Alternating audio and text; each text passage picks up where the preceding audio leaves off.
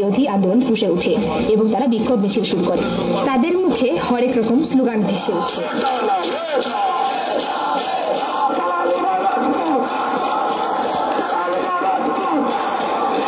কিন্তু তারপর বিপত্তি বাধে 14 জুলাই প্রধানমন্ত্রীর করা বিতর্কিত বক্তব্যের মধ্য দিয়ে। প্রধানমন্ত্রী শেখ হাসিনার সেই বক্তব্য, মুক্তিযোদ্ধাদের নাতিপুতিরাও পাবে না, তাহলে কি রাজাকারের নাতিপুতিরা পাবে?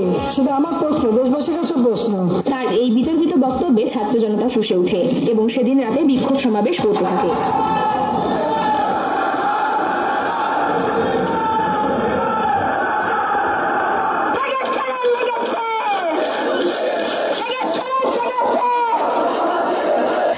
জুলাই ছাত্রলীগ অতর্কিত হামলা চালায় ঢাকা বিশ্ববিদ্যালয়ের ছাত্রদের উপরে। ওই দিন বিভিন্ন বিশ্ববিদ্যালয়ের হলগেট ভেঙে ছাত্রলীগ সহ বহিরাগতরা হলে প্রবেশ করে এবং ছাত্রছাত্রীদের উপর নির্যাতন চালায়।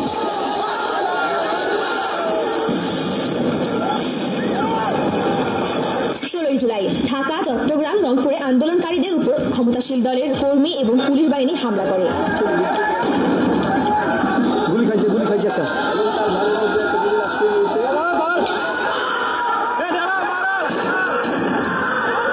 রংপুরের পার্কের মোড়ে আন্দোলনরত অবস্থায় আবু সাইদ বীর যোদ্ধার মতো বুক পেতে দাঁড়ালে পুলিশের সরাসরি হত্যাকাণ্ডের শিকার হয়, যা পুরো বিশ্ব মিডিয়াকে নাড়া দেয়। আমি চিৎকার করে কাঁদিতে চাহিয়া করিতে পারিনি চিৎকার।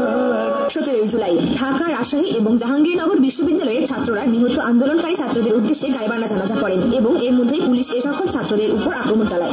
গাইবান্না জানাজা শেষ করে টিএসসির দিকে যেতে চাইলে তখন এভাবেই সাউন্ড গ্রেনেড মারা হয় আইন শৃঙ্খলা রক্ষাকারী বাহিনীর পক্ষ থেকে। 18 জুলাই এই দিনই মীর মুগ্ধ হাতে পানির ব্যাগ নিয়ে বলেছিলেন,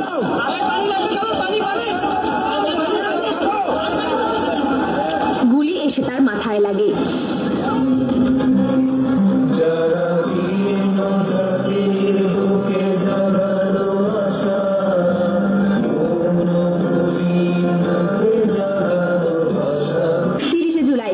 বিভিন্ন বিশ্ববিদ্যালয়ের শিক্ষক ও অভিভাবকরা প্রতিবাদ মিছিল বের করে গণহত্যার বিরুদ্ধে।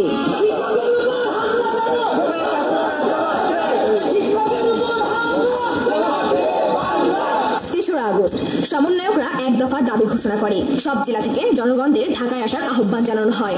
আমাদের এক দফাটি হলো শেখ হাসিনা সহ এই সরকারের পতন এবং ফ্যাসিবাদের বিলোপ।